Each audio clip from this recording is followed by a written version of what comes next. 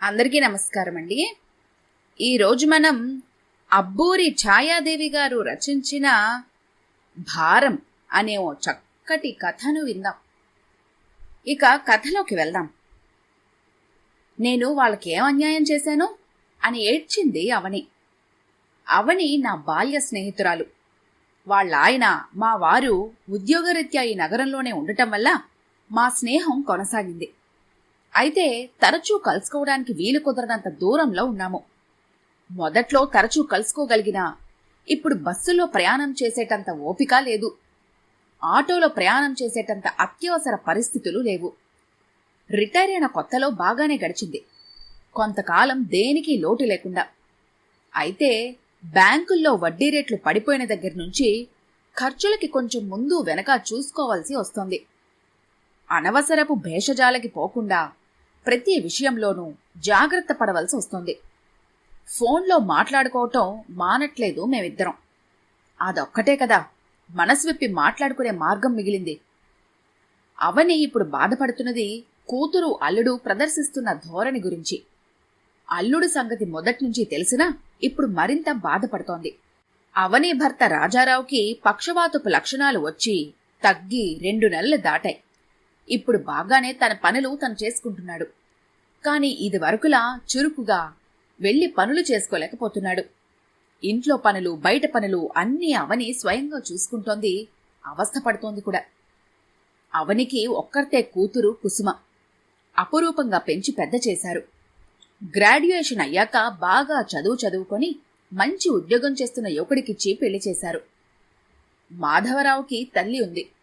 తండ్రి మాధవరావు పై చదువు చదువుకుంటున్న రోజుల్లోనే పోయాడు. అతనికి 2 అన్నలు, 1 అక్క ఉన్నారు. తల్లికి అతను ఆఖరి కొడుకు కావటం వల్ల, బాగా గారాబంగా పెంచటం వల్ల అతనికి తల్లి దగ్గర చేరిక ఎక్కువ. తల్లి పెద్ద కొడుకుల దగ్గర కన్నా తన దగ్గరే ఎక్కువగా ఉండాలని కోరుకునేవాడు. ఆవిడికి అంతకన్నా ఏం కావాలి? అవని కూతురికి పెళ్లి చేసిన కొత్తలో అల్లుడితో ఎంతో ఆత్మీయంగా మాట్లాడింది. బాబూ మాధవ్, మాకు అల్లుడు అయినా కొడుకు అయినా నువ్వే. నాకు కొడుకులేని లోటు తీరినట్లుగా ఉంది నిన్ను చూస్తే అని. అతను వచ్చినప్పుడల్లా అతన్ని అడిగి అతనికిష్టమైన వంటలు, పిండి వంటలు చేసి పెట్టేది. అయినా అతను అంటే ముట్టనట్లుగా ఉండేవాడు. అతన్ని తన ఆత్మీయతతో ముంచెత్తడానికి అవని ప్రయత్నించేది, ఎంతో అపేక్ష కురిపిస్తూ. కొడుకు కొడుకు అంటూ మీ అమ్మ నన్ను తన కొంగుకి కట్టేసుకోవాలనుకుంటోందా అన్నాడట పెళ్ళాం దగ్గర. కుసుమ ఆ మాటల్ని తల్లి దగ్గర అనేసింది. ఆ సంగతి నాతో చెప్పి అవని ఏడ్చినప్పుడు, ఏదోలే కొందరికి మాట్లాడే తీరు తెలీదు, అదంతా మనసుకు పట్టించుకోకు అని సర్ది చెప్పాను. అల్లుడు అవనికి దగ్గర కాకపోవటం మాట అటుంచి భార్య కుసుమని కూడా తల్లిదండ్రుల దగ్గర ఎక్కువ సమయం గడపనిచ్చేవాడు కాదు. ముఖ్యంగా తల్లి కూతురికి ఫోన్ చేసినా తనే ముందు మాట్లాడి భార్య చేత ముక్తసరిగా మాట్లాడించి ఫోన్ పెట్టించేసేవాట. అవని అప్పుడప్పుడు తన బాధ నాతో చెప్పుకునేది. నేనేం లోటు చేశాను? ఎందుకంత అంటి ముట్టనట్లుగా ఉంటాడు? కుసుమని కూడా నాతో సరిగ్గా మాట్లాడినివ్వడు అని వాపోయేది. ఏదో పెళ్ళైన కొత్త కదా, కొన్నేళ్లైతే వాళ్లే మీ ఆప్యాయతని అర్థం చేసుకుని దగ్గరవుతారు. ఏ మాత్రానికి ఎందుకు బాధపడుతున్నావు, ఏదేదో ఊహించుకొని అని సముదాయించేదాన్ని. కాని అవని బాధ అంతటితో ఆగలేదు. కుసుమకి సీమంతం చేయటానికి పుట్టింటికి తీసుకొచ్చారు. పురుడయ్యే వరకు ఉంచకుండా ఆ సమయానికి మళ్లీ పంపిస్తానని తీసుకువెళ్లిపోయాడు మాధవరావు. అతను ఏం చెబితే అది చెయ్యక తప్పలేదు అవనికి, రాజారావుకి. రాజారావు లోపల బాధపడతాడు. అవని నాలాంటి వాళ్లతో తన బాధ చెప్పుకుంటుంది. ఉన్న సమస్యలకు తోడు కుసుమకి సిజేరియన్ ఆపరేషన్ అయింది. అదేదో కుసుమ తల్లిదండ్రుల దోషం అన్నట్లు సాధించి పోశాడు అల్లుడు. కుసుమకి ఏమాత్రం శ్రమ కలగకూడదని తన వంట పనితో పాటు పిల్లవాడి ఆలన పాలన అంతా అవని చూసుకుంటుంటే పిల్లవాడు అమ్మమ్మ దగ్గరుంటే సహించలేకపోయేవాడు అల్లుడు. ఇంట్లో ఇన్నాళ్లకి మగపిల్లవాడు పుట్టాడు.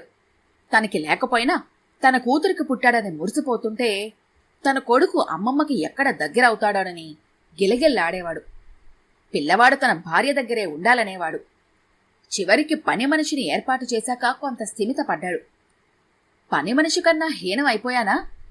మనవన్ని ఎత్తుకుని ముద్దు ముచ్చట తీర్చుకునే అదృష్టం కూడా లేదా నాకు అని విలువిల్లాడేది అవని. పోనీ కుసుమ భర్తకి నచ్చ చెబుదామంటే భర్తతో వాదించడానికి భయం. అది కప్పిపుచ్చుకుంటూ భర్తనే వెనకేసుకొచ్చేది. వాడిని నువ్వు ఎత్తుకుని ముద్దు చేయటం అలవాటైతే రేపు మా ఊరు తీసుకువెళ్ళాక నీకోసం బెంగ పెట్టుకుంటాడని ఆయన భయం అని భర్తని సమర్థించిందట. అక్కడికి వెళ్ళాక నాయనమ్మకి చేరికైతే అతనికేమీ ఇబ్బంది అనిపించలేదు. అది సహజం అనుకున్నాడు. పిల్లవాడు కొంచెం ఎదిగాక అమ్మ తర్వాత బామ్మ అనే మాటని తొందరగా నేర్చుకున్నాడు. పుట్టింటికొకసారి దీపావళి పండక్కొచ్చి 2 రోజులున్నప్పుడు అమ్మమ్మని కూడా బామ్మ అంటుంటే, కాదమ్మా నేను అమ్మమ్మని, ఏది అమ్మమ్మ అను అంటూ ముద్దుగా నేర్పించబోతే వాడు చేతుల్లోంచి గింజుకొని తల్లి దగ్గరికి వెళ్ళిపోయేవాట. వీడికన్నీ తండ్రి బుద్ధులే వచ్చాయి అని నాతో చెప్పుకొని బాధపడింది అవని. మాధవరావుకి ఢిల్లీలో ఉద్యోగం వచ్చేసరికి అతని కోరికకి తగినట్లుగానే అత్తవారికి మరింత దూరంగా ఉండే అవకాశం వచ్చింది. పిల్లవాడు శ్రీకాంత్ని అక్కడ స్కూల్లో చేర్పించాక ఇంగ్లీషు హిందీ తప్ప తెలుగు మాట్లాడటం మానేశాడు.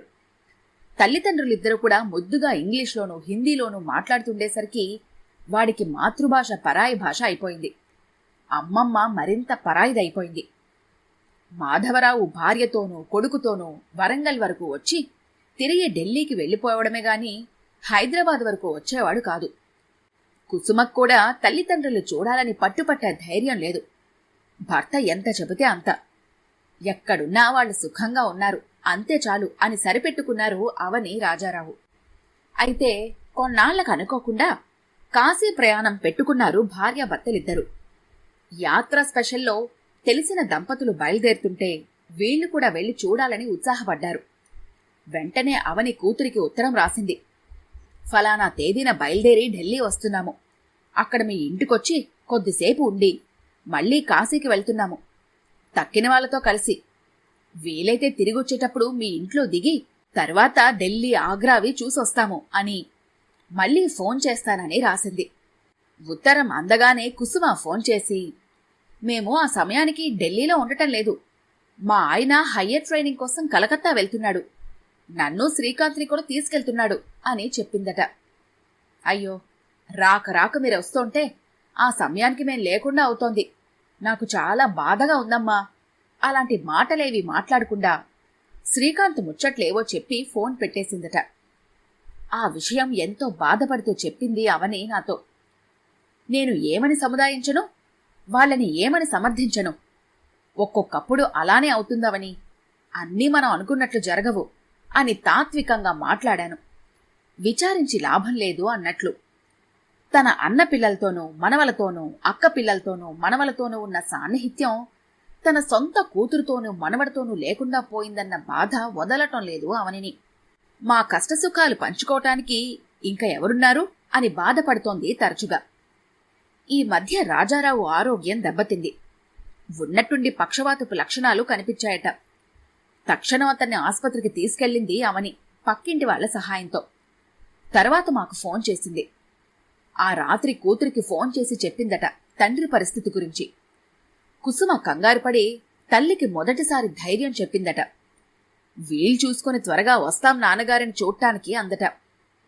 ఆ మాత్రానికే అవనికి కొండంత బలం వచ్చినట్లనిపించి భర్తని ధైర్యంగా ఉండమని చెప్పిందట. ఆసుపత్రిలో 10 రోజులుండవలసి వచ్చింది. 1,00,000కి పైగా ఖర్చయింది. తండ్రి ఆసుపత్రి నుంచి ఇంటికొచ్చాకే కుసుమ మాధవరావు వచ్చారు. అతనికి సెలవు లేదని, కొడుక్కి కాలేజీలో పరీక్షలు, అందుకని వాణ్ణి ఒక్కడిని ఇంట్లో వదిలి రావాల్సొచ్చిందని, తాము వెంటనే తిరిగి వెళ్లాలని చెప్పారట. తల్లిదండ్రుల్ని తమతో తీసుకెళ్లే ప్రసక్తే తేలేదు కుసుమ. రాజారావు అప్పటికే విల్లు రాసి ఉంచాడట. దాన్ని కూతురికి అల్లుడికి చదివి వినిపించాట. అందులో తమ తదనంతరం తమ ఇల్లు, బ్యాంకులో ఉన్న డబ్బు కూతురికి చెందుతుందని రాశాట. సరేలేండి, ఇప్పుడదంతా వినిపించడం దేనికి అన్నాడు మాధవరావు. కూతురు తల వంచుకొని కూర్చుందట. మర్నాడే తిరుగు ప్రయాణం. అంటి ముట్టనట్లున్న అల్లుడి ధోరణి చూశాక అవని గుండెల్లో రాయి పడింది. ముందు ముందు తమకి ఎవరు అండగా నిలుస్తారు కష్ట సమయంలో? ఇటు తన అత్తవారింట్లో గాని పుట్టింట్లో గాని సాయంగా వచ్చి ఉండేవాళ్ళెవరూ లేరు. అందరూ పెద్దవాళ్లైపోయారు. ఎవరి బాధ్యతలు సమస్యలు వాళ్లకున్నాయి. మగపిల్లలున్నా వాళ్లు అమెరికాలోనూ కెనడాలోనూ ఉంటున్నారు. రాజారావుని ఆస్పత్రి నుంచి ఇంటికి తీసుకొచ్చాక సాయానికి ఒక నౌకరు కుర్రవాణ్ణి పెట్టుకున్నా. అవనికి శ్రమ ఎక్కువైపోతోంది. తనకి కూడా బీపీ ఎక్కువ అవుతోంది. ఈ మధ్య ఒక కంట్లో శుక్లం కూడా పెరుగుతోందని చెప్పాడట డాక్టరు. ఉండబట్టలేక కుసుమకి ఫోన్ చేసి తన సమస్యల గురించి చెప్పుకుందట. అంతా విని, బాబోయ్, నీ దగ్గర నుంచి ఫోన్ వచ్చిందంటే భయం వేస్తోందమ్మా. మీ వల్ల నాకు కూడా బీపీ పెరిగిపోతోంది అందట. తల్లికి స్వాంతన వచనాలు చెప్పటానికి బదులు అవని వెంటనే ఫోన్ పెట్టేసిందిట. తరువాత నాకు ఫోన్ చేసి ఈ సంగతంతా చెప్పి, నేను వాళ్ళకేమన్యాయం చేశాను అని ఏడ్చింది అవని. కన్న కూతురు కదా అని కష్టసుఖాలు చెప్పుకోవడమే నేను చేసిన పాపమా? ఎంత అపురూపంగా పెంచి పెద్ద చేశాను దాన్ని. ఎప్పుడైనా ఏదైనా లోటు చేశామా? ముందు ముందు మా గతేమిటి అంది. నేను వాళ్ళని చూడటానికి వెళ్ళాను. మళ్ళీ అలానే మాట్లాడింది. నువ్వు అంత నిస్సహాయంగా ఉన్నట్లు బాధపడకు. మీ భారం వాళ్ల మీద ఎక్కడ పడుతుందో అని మీ అల్లుడి భయం కావచ్చు. అతనికి నీ కూతురు ఎదురు చెప్పలేదు. వాళ్ళకి సేవ చేయాలి అనిపించినా చేసే పరిస్థితులు లేకపోవచ్చు. ఆ ప్రస్తావాన్ని గ్రహించి మీకున్నదాంతో మీరు సుఖంగా బతకడానికి ప్రయత్నించాలి. అంతే. పిల్లల్ని కని పెంచి పెద్ద చేశామని, మన తదనంతరం మన ఆస్తులన్నీ వాళ్ళకే ఇస్తున్నామని వాళ్ళకి చెప్పి లాభం లేదు. బ్రతికి ఉన్నంతకాలము మీ భారం మీరే వహించడానికి సంసిద్ధంగా ఉండాలి. అసలు మీకేంటి లోటు చెప్పండి? సొంత ఇల్లుంది, బ్యాంక్లో బ్యాలెన్స్ ఉంది, ప్రతి నెల పెన్షన్ వస్తోంది. ఒకరి మీద ఆధారపడకుండా బ్రతికిరన్నాళ్ళు హాయిగా బ్రతకండి. లేదు అనిపించినప్పుడు ఎన్ని వృద్ధాశ్రమాలు లేవు? మీకున్న డబ్బుతో మంచి లగ్జరీ వృద్ధాశ్రమాన్నే వెతుక్కోవచ్చు. అంతేకాని ఇలా పిల్లల మీద ఆధారపడి వాళ్ళు మనల్ని సరిగా పట్టించుకోవటం లేదని నిత్యం మానసికంగా క్షోభపడుతూ ఇలా మనశ్శాంతి లేకుండా బ్రతికే కన్నా అన్ని బంధాలను తెంచేసుకుని మీకు మీరే అన్నట్టు బ్రతకండి. మమ్మల్ని చూసి ధైర్యం తెచ్చుకోండి అన్నాను. అవని అమాయకంగా జాలిగా చూసింది నా వైపు. ఇంతకీ మీరు చెప్పండి, అవనికి నేనిచ్చిన ఈ సలహా సరైనదే అంటారా?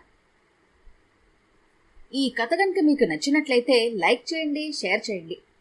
మరిన్ని ఇంట్రెస్టింగ్ కథల కోసం మా ఛానల్ని తప్పకుండా సబ్స్క్రైబ్ చేసుకోండి.